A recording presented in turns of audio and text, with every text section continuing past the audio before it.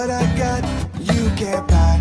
It resides between my eyes. Walked through the fire, came out better on the other side. See, life's like a beach if you find the sand. And right now, I'm feeling like 100 grand. You are listening to Inspired Insider with your host, Dr. Jeremy Wise. Dr. Jeremy Wise here, founder of InspiredInsider.com, where I talk with inspirational entrepreneurs and leaders. Today is no different. I have Kara Brown, LeadCoverage, and Kara, before I formally introduce you, I always like to point out other episodes people should check out of the podcast. Since Kara is also an EO, I always like to mention my friends in EO, Ethan of Zeus. You know Ethan? I do. He's awesome. Yeah. Yes. Ethan's the best. He's great. We have an interview with him on Robert Hartline, also EO Nashville, was on the podcast, and there's been several awesome. Actually, Zach Wilcox from EO Chicago is in the logistics industry, and that's what Kara and her company specialize in. So Zach, you'll have to check this one out, because always lead generation, demand gen tips for logistics companies or anyone is going to be helpful. So check those out and many more on InspiredInsider.com. And this episode is brought to you by Rise 25. And at Rise 25, we help businesses give to and connect to their Dream 100 relationships and partnerships. How do we do that? We actually run your podcast. We're an easy button for a company to launch and run a podcast. We do the strategy, the accountability, and the full execution and production behind a podcast. We call ourselves the magic elves that are behind the scenes making everything happen. For me, the number one thing in my life is relationships. I'm always looking at ways to give to my best relationships. And I've found no better way over the past decade to profile the people and companies I most admire and share with the world what they're working on. So if you've thought about podcasting, you should. If you have questions, go to rise25.com to learn more. And today I have Kara Brown. She's CEO of LeadCoverage, which executes lead generation specifically for the supply chain space. And Kara has a long storied career in marketing, including being one of the first employees at Echo Global Logistics, actually, which is here in Chicago. So I heard about them early on, Kara, and they grew really quickly. I mean, because you were one of the first employees at Echo Global, and they went public. And actually, your name is on the company's 2009 IPO press release. So, Kara, thanks for joining me. Yeah, it's my pleasure. Thanks so much. Trip down memory lane for my friends at 600 West. Yeah, I want to talk about what you learned at Echo Global at some point, but talk about LeadCoverage and what you do. Yeah, so LeadCoverage, we do demand gen, analyst relations, and public relations, really only for the supply chain market. But what we do and what we've learned and the execution that we do for supply chain clients can be used in any B2B space. So, I could see why, because, you were at Echo Global, you went to another one, I think, early on, was it in Atlanta? And I mean, you've worked at a number of them, and I'm curious, did it take some discipline to stick in that niche? I'm wondering if you had other inquiries, if you're like, oh, you're doing this for them, can you help me? But it seemed like you stayed pretty disciplined in that. Yeah, I'm not sure in my corporate career if it was intentional. Actually, I'm pretty sure it wasn't intentional. In my 20s, I wasn't like, oh, I can't wait to be a supply chain demand gen marketer when I grow up. It was definitely not a strategic plan. I think post Echo IPO, I got picked up by an air freight forwarder, and then from an air freight forwarder to a contract logistics company, and then from contract logistics to garbage brokerage, which was different but kind of similar. And I think the value of the niche, I understood very early on that the marketing skills or the finance skills or the strategy skills that one acquires as a corporate employee are transferable, but the niche knowledge and the ability to create relationships in a very specific niche is something that I tell a lot of people as they're starting out, like, hey, it's just worked for me, right? Also super helpful that the niche that I'm in is a $2 trillion market. So we didn't pick a small one, which was fantastic for me personally and for the business. But I actually just got back from a phenomenal trade show last week in Orlando. And what I think is really valuable about being in a niche is I'm having a conversation with someone I've never met before 'cause it's a huge space, and a client walks by and I was like, oh, actually, like this person right here could give you a recommendation right here. And the guy's like, oh, she's amazing and you should work with her. And we've been working together for 5 years. So the ability to sort of be in one place, in one space, and do what we do really well, perfect it, and then share it with a $2 trillion space has been awesome. What are your favorite trade shows in the industry? What was the one in Orlando? Oh, the one in Orlando was the Transportation Intermediary Association barn burner of a show. It's great, actually. It's actually a really great show. It's all of the brokers and mostly SMB to mid cap brokers, which was great. My actually favorite show in the space is new. It's called Manifest, and they do a really good job of finding the right tech players, the correct sort of service providers, and then also they've got a ton of shippers that go to that show. So my clients are looking for the shippers at these trade shows. We're not, because we don't actually work for shippers themselves, but a really good mix. And then the show was just done really well. It's a really well done show. You could have kept on the career. I mean, obviously you have an amazing track record. What made you start your own company? It's a really good question. When I moved to Atlanta, I had actually started it once before. So in Chicago, I was one of those women that popped out kids, got an MBA, and started a company all at the same time. I don't do anything easy. Just Why make like, it easy, right? yeah, Just like throw why them do all it at like, once. yeah, why be a stay-at-home mom and like just be a stay-at-home mom? You should definitely go back to grad school and start a company all at the same time. It was really because someone asked me. They said, "Hey, are you not working right now? Could you just like send some emails for us and help us out?" And Amanda Bull, who's now CEO of Ship Primus, was our first customer at the time, and she paid me $1,400 a month to write emails and manage her HubSpot early on. And I just really enjoyed it. And it wasn't actually about being my own boss, because frankly, I worked a lot more when I was a consultant than when I worked corporate. But it was great, and I was really happy. And so when I exited my last role, my husband said to me, you were happiest when you worked for yourself. This is after I had a couple job offers. And then I learned the statistic that less than 2% of female founders will ever break $1 million in revenue. It's an American Express number. It's actually 1.7% of women that start companies will ever break $1 million top line revenue. And I thought, okay, hold my beer. Let's do this next, right? I did an IPO. I work for private equity. I've done the venture capital raise. Let's do it for ourselves. And so it's just been amazing. I think moving to Atlanta was a really good opportunity for us to sort of start over in a new place. Chicago's lovely. It's a wonderful place to be an entrepreneur, but as a woman, it was really hard to get in the door. And so in Atlanta, it's just such a welcoming community for minorities of all kinds, putting myself into that sort of box in terms of business. And just there's so many resources down here. The other question that you don't get living in Atlanta is, what business school did you go to? Because there's no Kellogg and booth down here. So moving to Atlanta, learning the stat, I just decided let's do this. Let's try this. And I did it. So I joined EOA, which is the club for folks 250,000 up to $1 million, the EO Accelerator program. And they told me your goal is $1 million. And I was like, yeah, that sounds about right. So we did that in 8 months. We were in and out. And then I learned the stat that there are so few women who break 10 million in revenue bootstrapped that it is statistically irrelevant.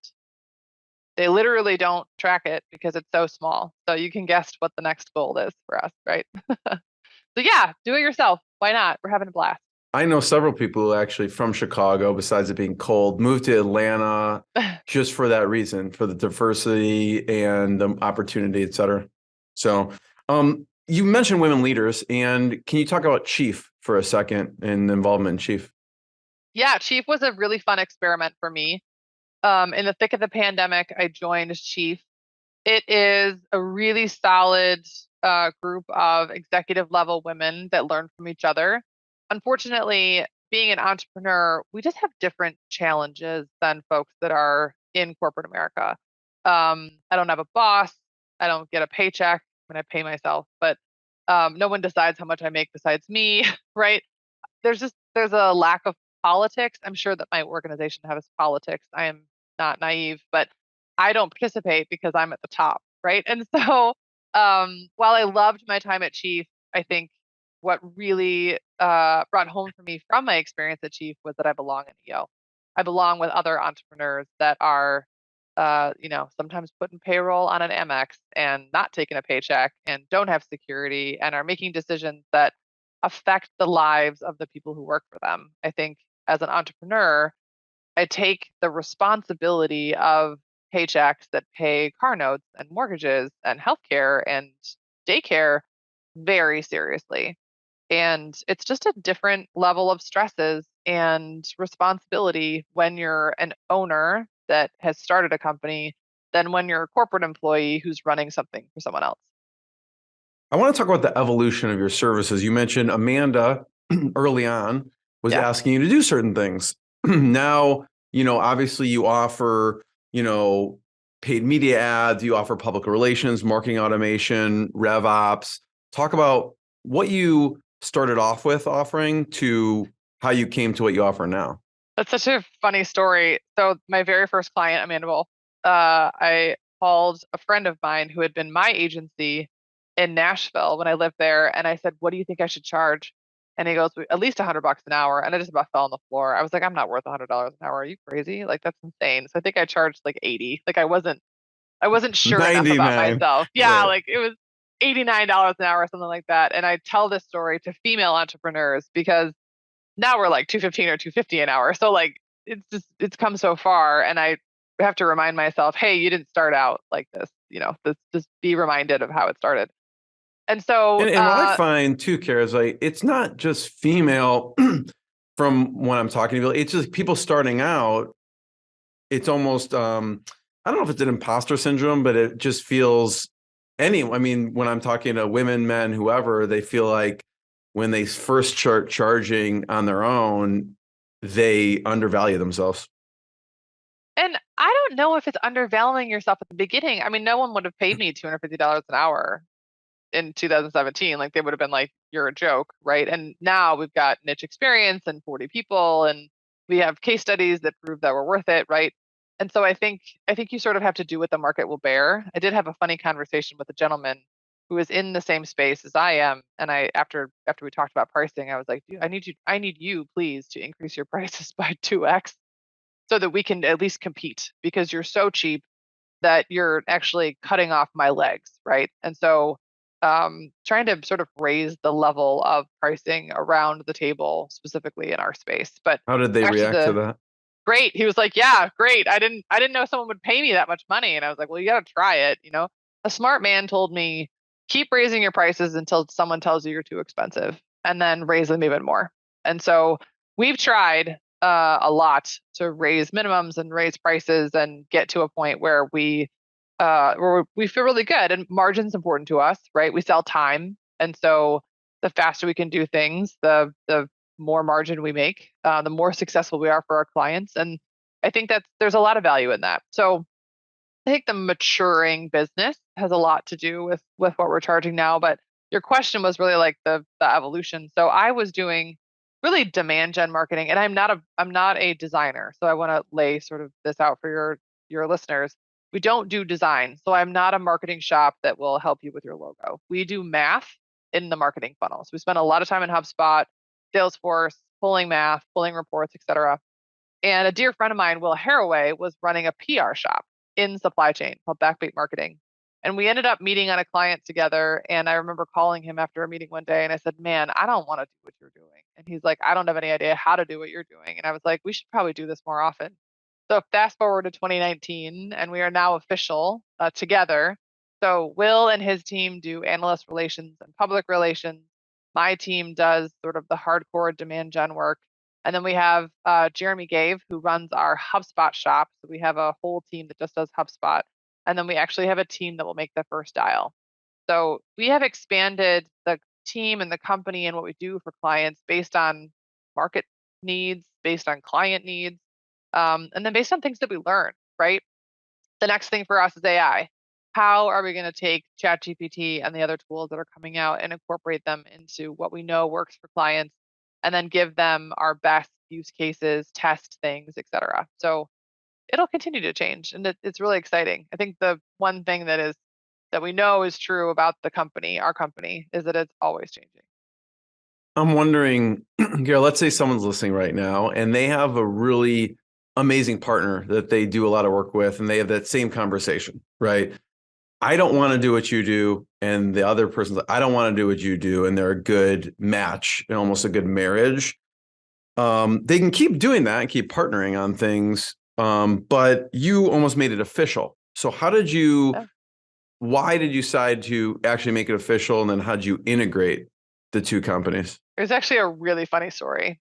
So Will and I went together to pitch a company together. And he was like, okay, the guy we're pitching, he's like, I get it. You guys are really smart. Who am I hiring? Who am I paying? What's going on? Like, I'm so confused.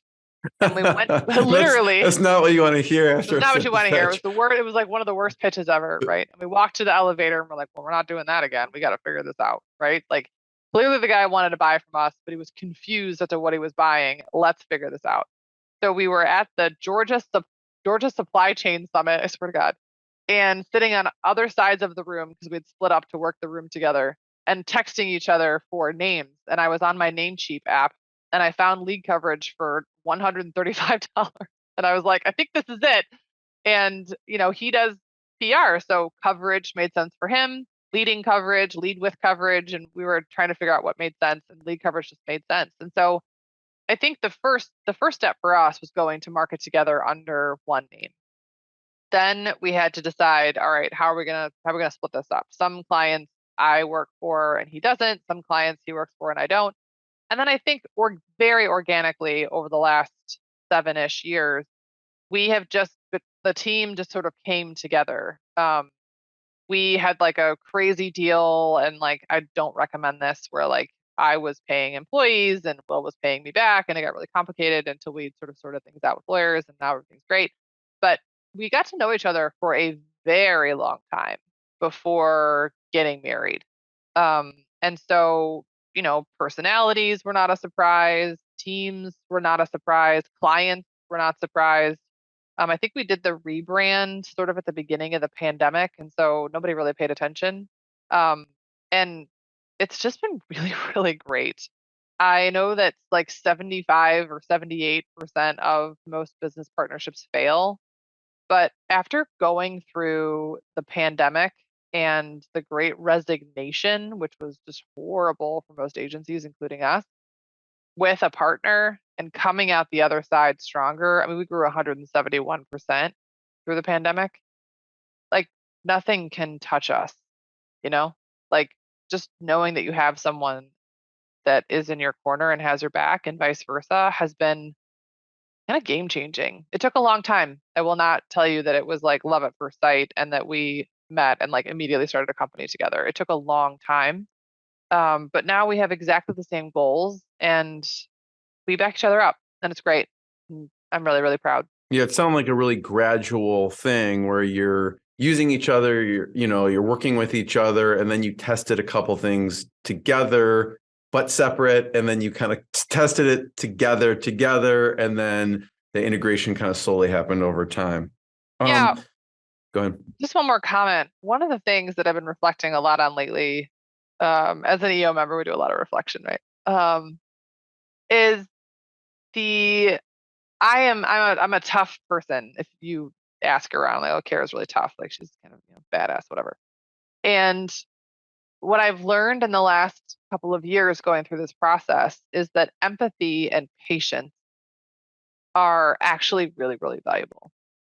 And so I move really fast generally, and I make fast decisions. But this was one, and this partnership was one that needed time. It needed time to mature. It needed time to adjust. Everyone did. And as much as I, at the time, wished it had gone a little faster, I think that it worked out just the way it should have. And because of my patience, my ability to be patient, I should say, with this whole process of the partnership, it paid off dividends.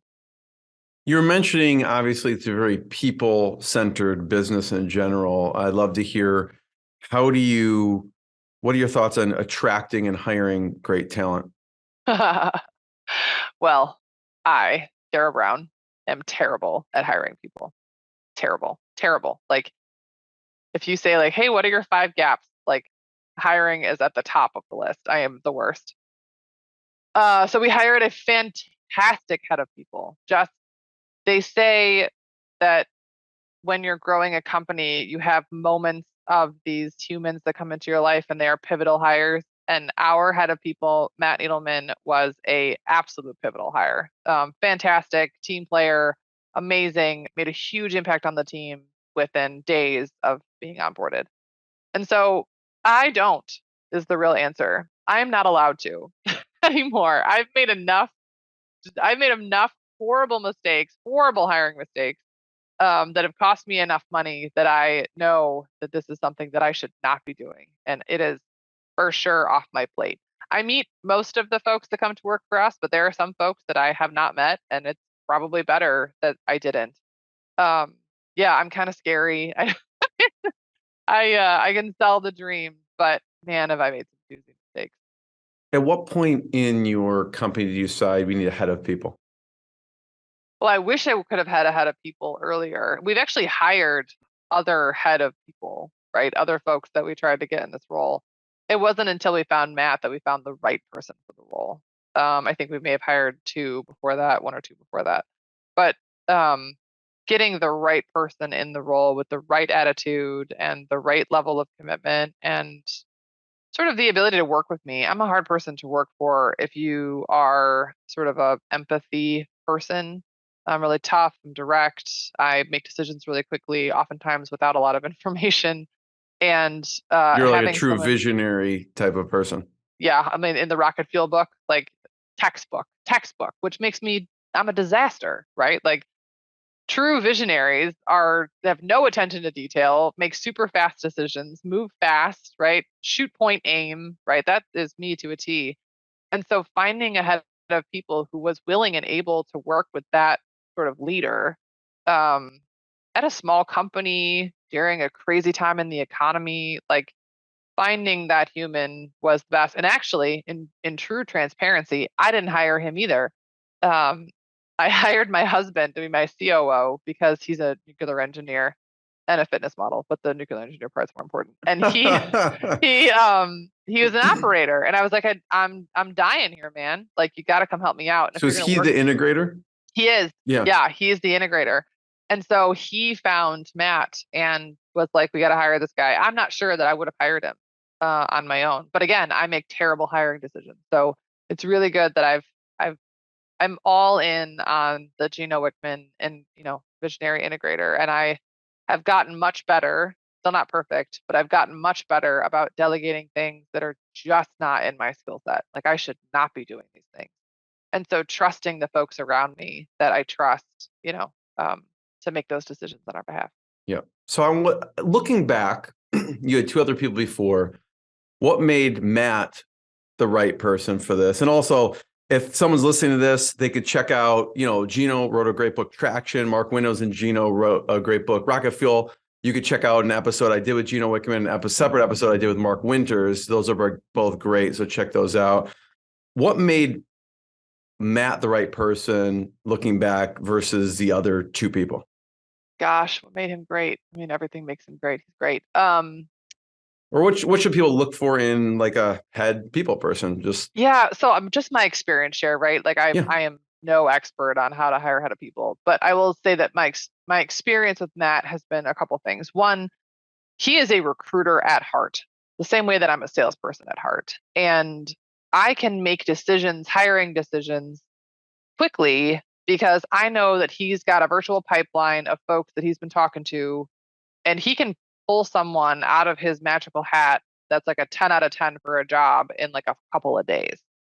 And that gives us a ton of freedom.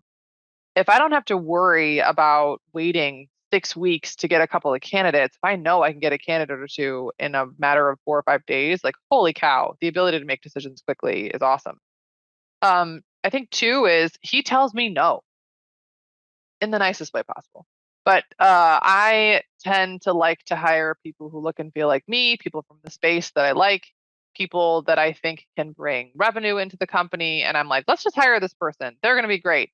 And he meets them and he's like, how do I tell Kara no? Right. And he does in a very polite way. And then I think lastly is just energy, and this is culture fit, just culture fit, right? Energy, willingness to sort of do anything, jump in, wanting to be seen as a leader, taking responsibility before it's actually been, given. I think anytime someone can take something off my plate, I find them super valuable, not add to. And he just makes decisions. And in a company like ours that's small and growing, you have to have leaders on the team that you can trust to make those decisions. And he can. And then in conjunction with my other leaders and as well as my COO, like I don't have to make the small calls anymore, which is game changing when you're trying to scale. I want to talk about culture fit. And if you're watching the video right now, I pulled up the LeadCoverage website and I was reading through the core values. And I want you to expand a little bit on the yes and what that means. But we have deliver results, yes and, embrace tough conversations, be extraordinary, master of one, Jane of the rest. So talk about the yes and for a second. So yes and is funny. If you've ever done improv, the answer is always yes. So I did improv, stand up in college, etc. So yes and is easy for us to do. We play a lot of games with yes and. And I think the other piece to yes and is we are a consultancy, right? We work with clients every single day. And so if a client asks you for something crazy, the answer is not no. The answer is yes. And Jeremy, we are going to talk about how we take something off the plate to put something else on the plate, right? And so teaching the team about how to use yes and has been super important. We also use it internally, right? I mean, the answer is always yes. I think being a mother, the word no is something I say to my children, but I never want to use it to a client or to an employee, right? Like the word no is something you say to a dog or a child. And so the nuance of yes and helps the team be more consultative. I love it. When someone's listening to this, your book may be out, it may not be out, but I want to talk about the book and basically the book is your philosophy for demand generation. So maybe just start there. Yeah. So we have a 3x3 matrix for our philosophy of demand gen for B2B. So while we specialize in supply chain, this is usable for any B2B environment. It probably doesn't work for B2C. It's a lot more complicated there. So the philosophy is share good news, track interest, follow up. We believe that there are 3 funnels, not one funnel in sales. There is a prospecting, a nurture, and a customer funnel. And then lastly, we measure volume, velocity, and value. And the book, well, it doesn't have a name yet, which I hope it does by the time some of your listeners listen. The book, if you're listening and you have an idea for the book, I don't know when this comes out. Send me a title idea. Message them. I think the book is, someone asked me, like, who is the audience? And I think it's 25-year-old Kara, right? It's the young hustler who wants to do a great job, who's working her tail off, trying to do everything for everyone wherever she is, and doesn't really know what needs to happen, doesn't really know how she should be measured, and is waiting for someone to tell her this is the book. It's also the book for her boss. It's for the business to business professional who knows that he needs marketing. He knows that he knows that his friends that are doing marketing are seeing success, but he doesn't really know how to measure it. He doesn't really know how to ask someone to do what he wants to do, and he certainly doesn't know how to manage it, how to measure it, right? So this book is for both of them. It's for her to say to her boss, this is the philosophy I'm going to follow, and this is how we're going to measure what I'm doing. And it's the book for him to say to her, hey, I think this is where we should get started. I think this woman's really smart and we should probably follow some of what she's doing. Let's go get started. That's the goal. So we can see there's share good news, track interest, follow up, and measure. That's right. Right. Under measure, you talk about measuring 3 things. Can you go a little bit deeper in the measure part? Yeah. So we believe that you should measure three things in your funnel, in your marketing and sales funnel, which is volume, velocity, and value. So volume is just what are the deltas, right? How many are at the top of the funnel, middle of the funnel, bottom of the funnel? Show me the math against your total addressable market. We work primarily in the supply chain space. This is a random number, but I'll share it with you anyway. There are 19,677 shippers in America, over $500 million in revenue. So essentially, if you're going after enterprise shippers, which there aren't that many, right? It's a pretty small TAM, about 20,000 of them. Once you get into SMB, it becomes a lot wider. But if you're really going after enterprise, it's a small TAM. So the first question we ask our clients is, do you have the email address of every person who could buy from you? And 100% of the time, the answer is no. And so we spend a lot of time on volume. What is the appropriate volume? How many records should we have? How many are we touching? How many should we be touching? What is the appropriate volume for each stage of our funnel? Velocity is how fast are they going through the pipeline?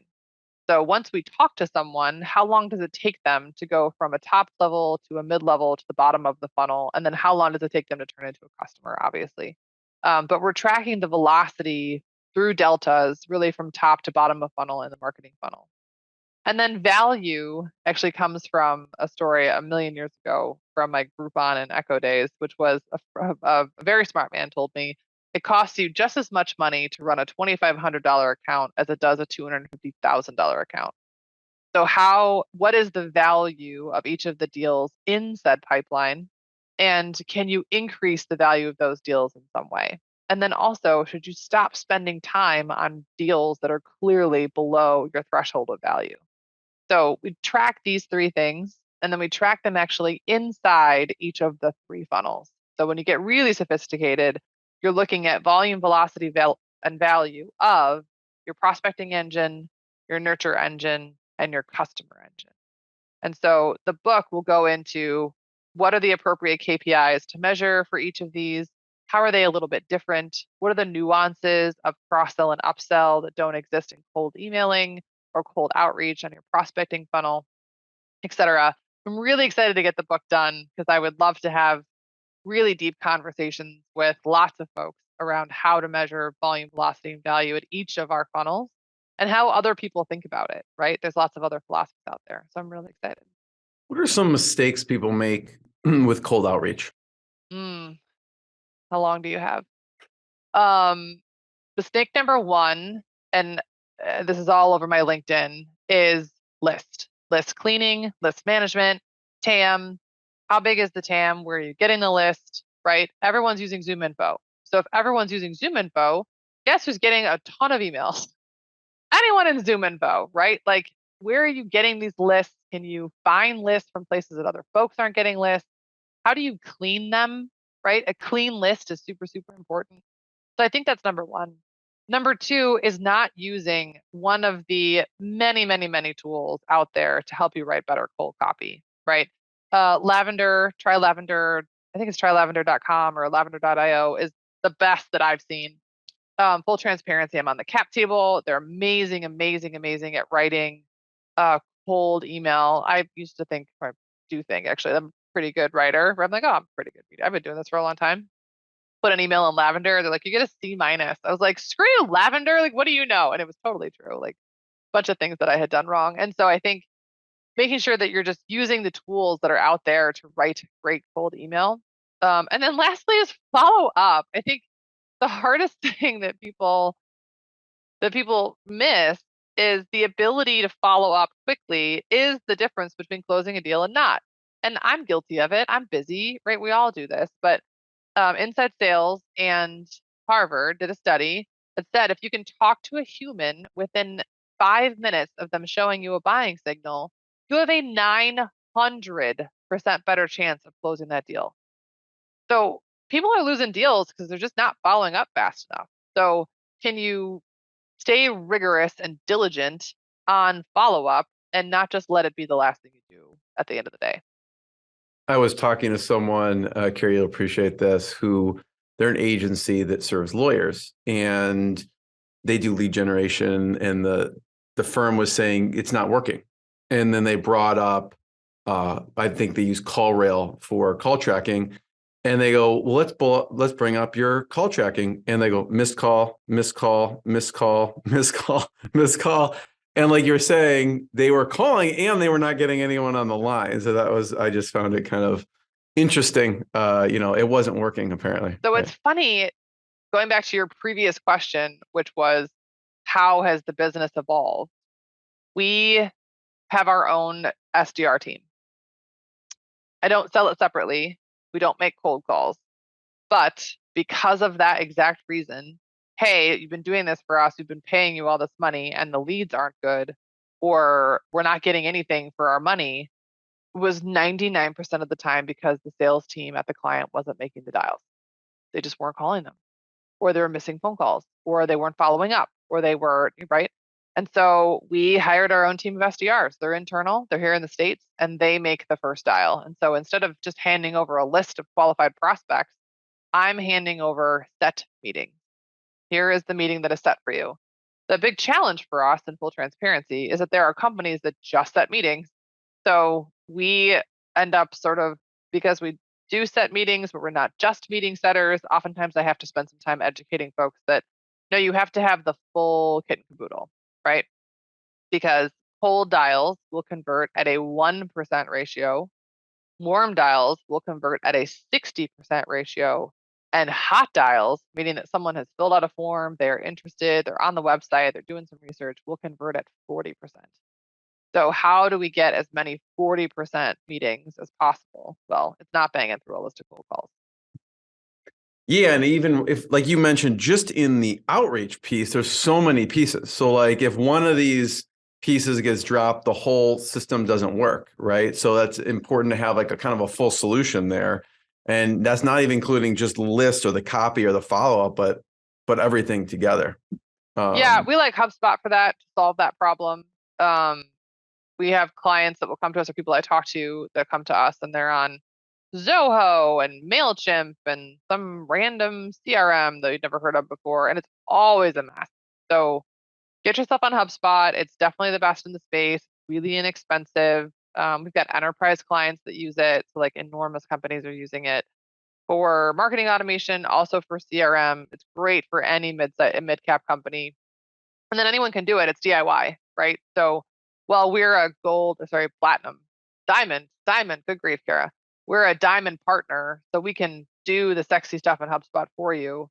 It's not so complicated that someone else can't use it on your team, or someone can't use it on your team. And so the putting all of the pieces together is was really hard. The average business to business marketing technology tech stack is 17 thick, which means that whomever is doing your marketing, if you're B2B, is using 17 to 25 pieces of tech every day. And there's just no way that they talk to each other, right? And then we also talk a lot about with our clients, like I had someone say to me, well, we see all that in Google. And I'm like, no, you see aggregated data in Google. You see top line aggregated data in Google, but Google doesn't tell you that Dr. Jeremy was on the LeadCoverage website, and because he was, you should call him. Like Google doesn't give you that sort of primary intent, nugget or clue. That's all in HubSpot. So we spend a lot of time educating folks on that. I want to highlight a little bit and understand more about what you actually do. Can you talk about, you worked with a robot company? Yeah, lots of robots. We love robots for warehouses. Yeah, so really the way to think about what we do is a campaign-led initiative, right? So for us, campaign starts with public relations. And public relations are market-specific information, right? So this is not the 5 best ways to choose a robot for your warehouse, or a blog post about robots in 2025. Like, evergreen copy is important and you should have it, but you should not expect it to drive a lot of demand gen.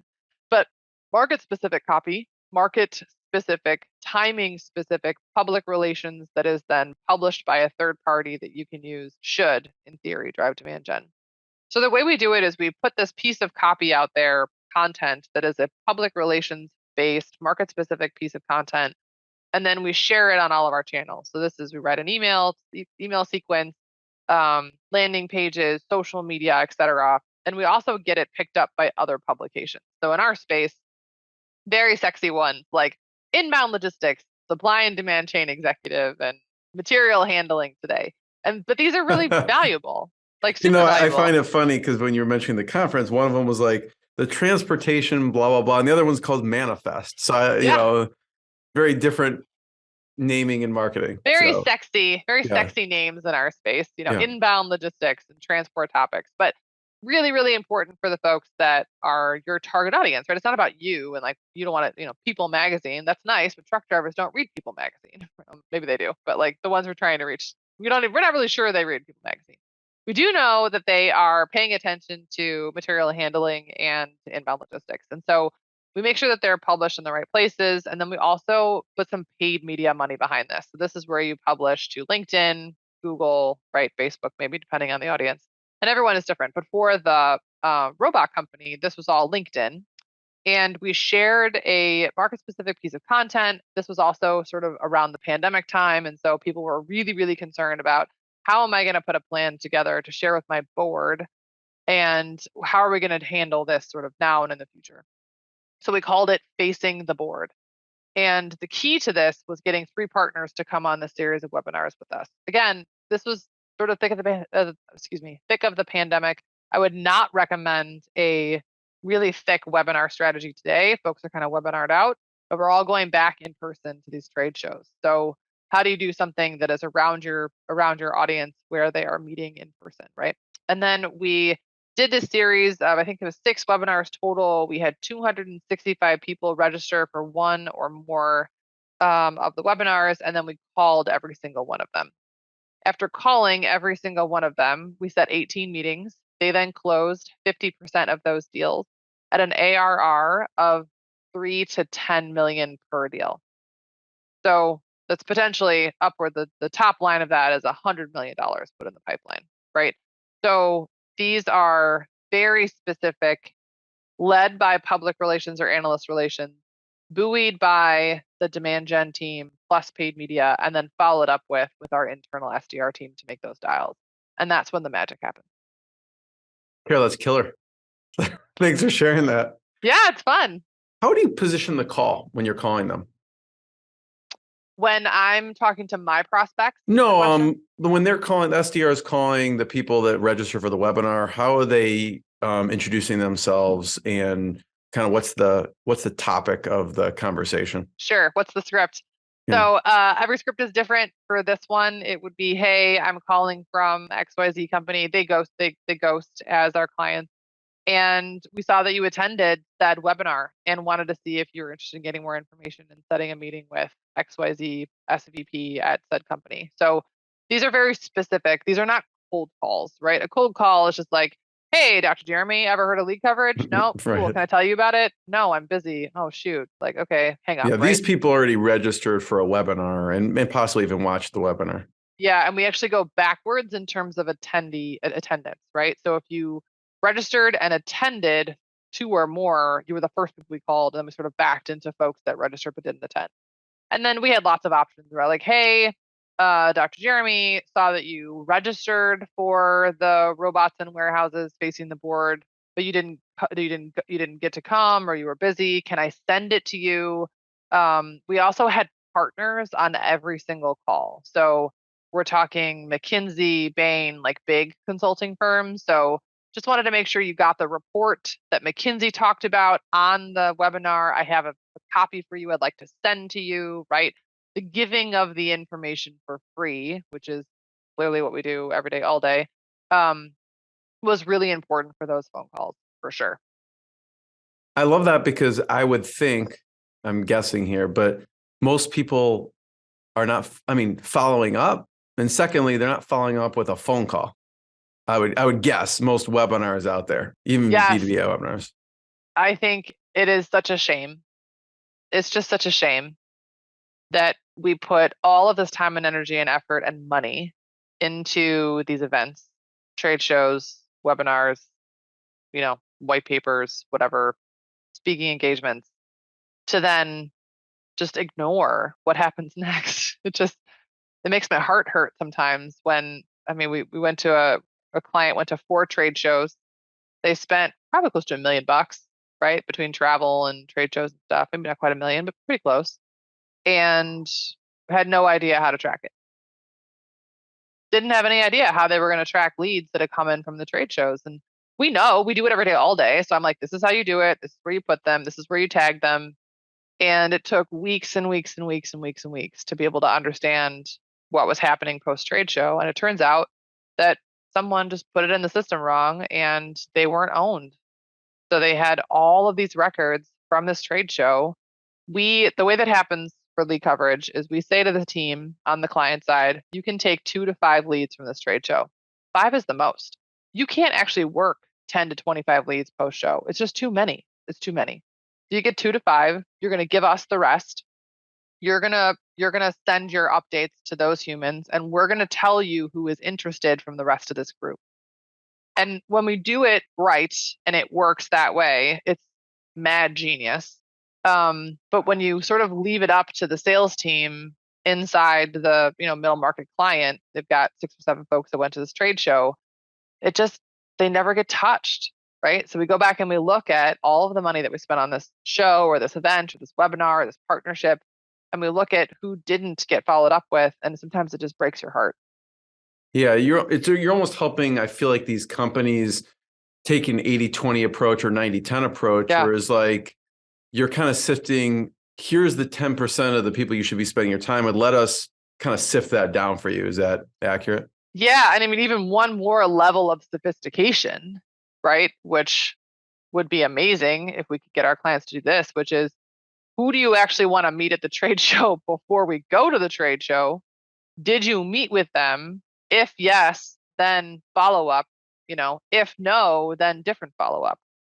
But everybody's so busy and everyone's, just there's a lot of heartache around prepping for this stuff. So I'm not blaming anyone, right? It happens. Sometimes it happens better than others, and sometimes the shows are really helpful. So you asked me very early on in our conversation today, what's your favorite show? Mine is it's called Manifest. It's very sexy, all about shipping. But the app for this show is phenomenal. You can set meetings on the trade show floor. You can tell people where you want to meet them. You can message people in the trade show app. It's just the best thing I've ever seen for trade show activation. But the other challenge is, like, we can't see inside the client's salespeople's Manifest app. So you're like, okay, Johnny, these were the 5 people on your list. Did you meet them? Oh yeah, and I met with 12 others too. Cool. Who were they? Oh, I don't know. I'll get it to you. I'll send it to you. And then we never get it. So the coordination of these super expensive, really high dollar investment sort of practices, like shows and like these expensive webinars, if you're paying someone to be on, I think there's a lot more. If you are diligent about it, it can be super, super successful. It's the diligence that can be the hard part. Yeah, no, I love what you said there about it's almost being proactive as opposed to reactive, right? I mean, we're talking about after the fact, but you're like, wait, if we have this strategy beforehand, which you advise your clients on, it could be that much more fruitful. Yeah. And then also, I mean, if you're sophisticated enough to have some sort of ABM campaign going, account-based marketing, where you have tier 1, tier 2, and tier 3 potential clients, and they're going to be there, the ability to divide and conquer on your sales team, the folks that are going to be there. But I mean, for most of my clients, that's pretty darn sophisticated. Like, knowing who your top tier, wish list clients are, and then identifying who's going to be at these trade shows, and then assigning someone to follow up. Like, that's pretty sophisticated for most of the folks we talk to. Yeah. But if they all did it, they'd be crushing it. Well, that's why they hire you, Kara. So, Kara, I just want to be the first one to thank you. This has been tremendously valuable. And I want to just point people to LeadCoverage.com to learn more about your company and more episodes of the podcast. And Kara, thank you so much. I appreciate it. A pleasure. Thanks so much. What I got, you can't buy. It resides between my eyes. Walked through the fire, came out better on the other side. See, life's like a beach if you find the sailing right now. I'm feeling like $100 grand.